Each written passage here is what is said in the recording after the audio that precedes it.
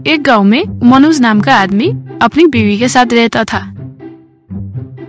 वो गांव में गाय का दूध बेचता था और हमेशा अपने गाय के साथ। तुम लोग नहीं होते तो मैं अपना जीवन यापन कैसे करता? तुम लोग की दूध की वजह से तो मैं जी पा रहा हूँ, कहता है। और उसकी बीवी, क्या जी, आप हमेशा गाय के साथ बात करते रहते हो, गांव में लोग दूध का इंतजार कर रहे होंगे, कहती है। मनोज, अरे लक्ष्मी, मैं जा ही रहा हूँ, तुम घर पर ही रहना, कहकर वो दूध लेकर गांव में पहुंचाने जाता है। और गांव के लोग उससे, अरे मनोज, जब से तेरे गाय का दूध पीने लगा हूँ मैं तो और तंदुरुस्त हो रहा हूँ, कहता है मनोज। अरे चाचा, मैं दूध में कुछ मिलावट नहीं करता, इसलिए ये बहुत अच्छी होती है, कहता है। और मनोज गांव में सब लोगों के घर दूध देने जाता है। मनोज का जीवन ऐसे ही चल रहा था। एक दिन वो गांव में एक बहरूपिया घुस आया। उसका नाम दिनेश था। दिनेश आते ही मनोज से मिलने जाता है। और दिनेश, अरे भाई, मैंने सुना तुम गांव में लोगों को दूध देते हो, मेरे साथ काम करोगे? मैं तुमको बहुत सस्ते दाम में दूध लाकर दूंगा, कहता है मनोज। भाई, आप कहाँ से लाते हो ऐसा दूध जो आप मुझे सस्ते दाम में दे रहे हो? दिनेश, मैं शहर से मिलावट करके दूध लाता हूँ भाई। अगर तुम मेरे साथ मिलके काम करोगे तो बहुत कमाएंगे हम, कहता है। वो सुनकर मनोज, ऐसा मिलावट दूध बेचकर मुझे कुछ पैसे कमाना नहीं है, तुम यहाँ से जा सकते हो, कहता है। और दिनेश गुस्से से वहाँ से जाता है। दिनेश गांव के लोगों को जबरदस्ती सस्ते में दूध बेचने लगता है और गांव के लोग भी सस्ता देखकर खरीदते हैं। और एक दिन मनोज के घर पर दो लोग आकर, अरे मनोज, आज से तू हमको दूध लाना बंद कर दे, तेरे से बहुत सस्ता दूध हमको एक आदमी ला कर देता है, कहता है मनोज। अरे चाचा, ऐसे लोगों के बहकावे में आकर दूध मत खरीदो, आपको बाद में तकलीफ होगी, कहता है चाचा। वो दूध भी तेरे जैसा ही है भाई, तू आज से हमको दूध लाना बंद कर दे और हमारा हिसाब भी करके रखना, कहकर वो लोग जाते हैं। मनोज और उसकी बीवी बहुत निराश होते हैं।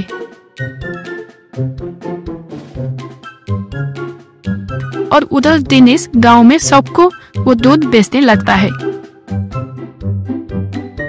एक दिन एक पुलिस वाला मनोज के घर आकर, अरे भाई, तुम हो क्या ये गांव में दूध बेचने वाले? तुमको मैं पकड़ने आया हूँ ऐसे मिलावट दूध बेचने के जुर्म में, कहता है। और मनोज, अरे साहब, मैं तो महीने हो गए गांव में दूध बेचना बंद कर दिया हूँ, कहता है पुलिस वाला। अरे तुम्हारा नाम दिनेश नहीं है क्या? कहता है मनोज। नहीं साहब, मैं तो मनोज हूँ, वो दिनेश तो एक बहरूपिया है और गांव के लोगों को मिलावट वाली दूध बेचता है, कहता है। और पुलिस वाला, कहाँ मिलेगा वो दिनेश, कहकर उसको पकड़ने जाते हैं। और दिनेश के घर पे जाकर उसको पकड़ते हैं।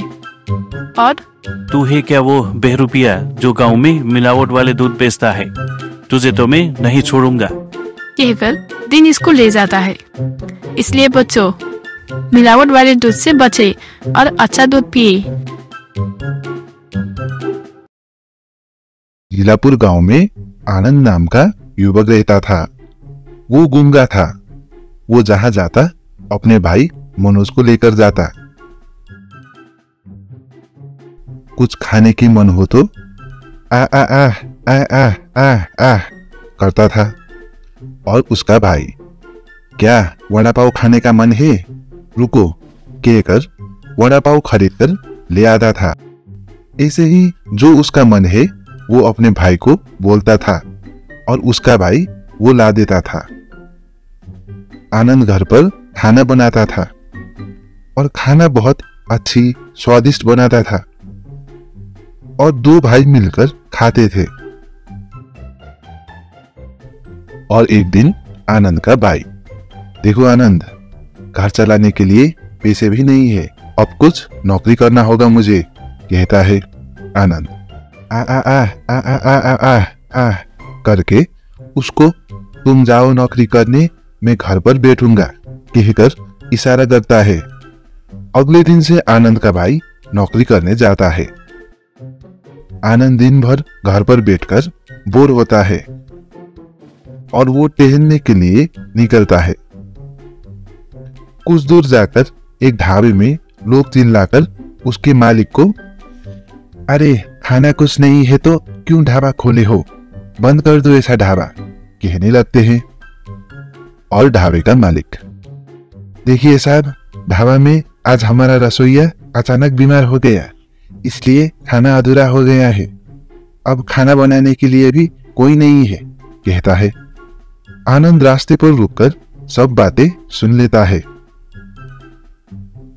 और ढाबे में जाकर मालिक से आ आ आ आ आ आ आ कहकर आवाज से इशारा करता है।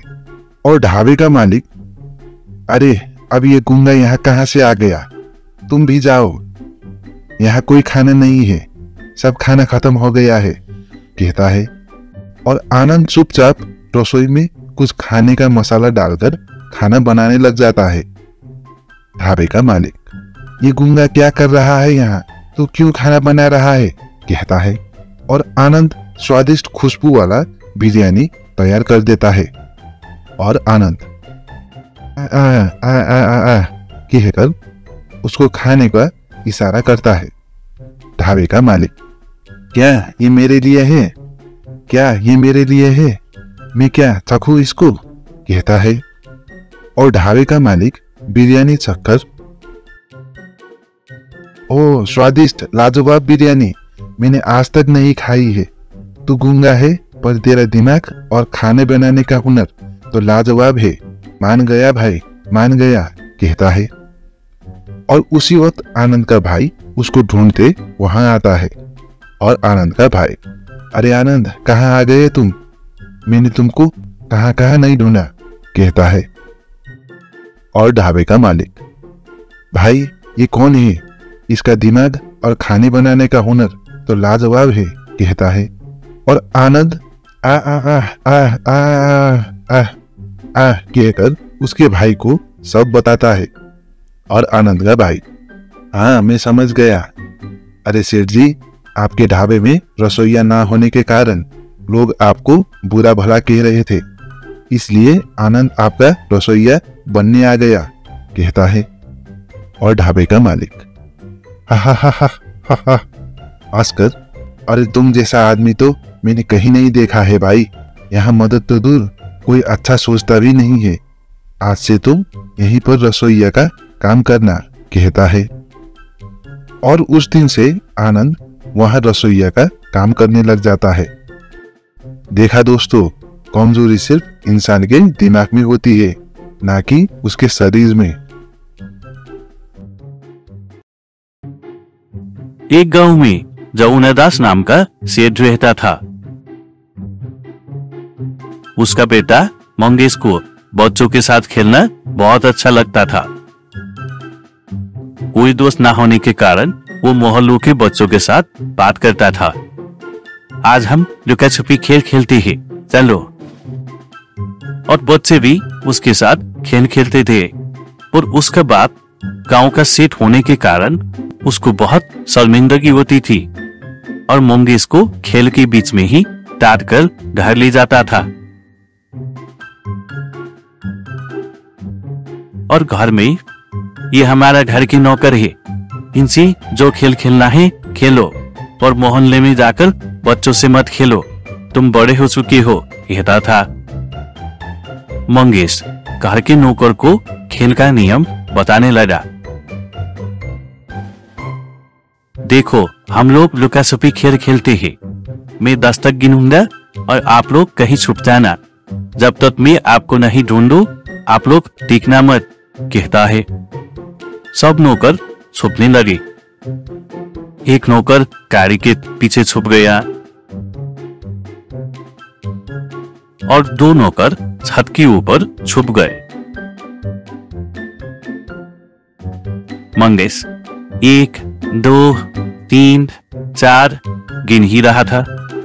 उसके बाप ने उसको बुलाकर, अरे मंगेश, चलो बाजार जाते हैं, मैं कुछ सामान लेने जा रहा हूं, तुम भी कुछ आइसक्रीम खा लेना, कहता है। मंगेश वो खेल भूलकर अपने बाप के साथ जाने लगा। कुछ देर बाद मंगेश और उसका बाप घर लौट गए और मंगेश का बाप, अरे हमारे घर के नौकर कहाँ चले गए, कोई नहीं दिख रहा है, कहता है। और मंगेश, अरे पिताजी, मैं तो भूल ही गया, हम तो लुका छिपी खेल खेल रहे थे, वो कहाँ है मुझे पता है, कहता है।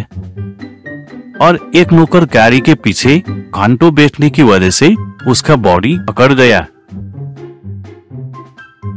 और 2 नौकर को मंगेश बुलाने जाने के वक्त वो उठ गए और छत से नीचे गिर गए और तीनों नौकर घायल हो गए। और नौकर, अरे सेठ, छोटे मालिक की वजह से हम तो लूले लंगड़े हो गए, कुछ दिन की छुट्टी चाहिए, कहकर जाने लगी। जमुनादास टेंशन में आ गया और मंगेश, तुम जाओ मोहल्ले के बच्चों के साथ ही खेलो। और मंगेश फिर से बच्चों के साथ खेलने लगा।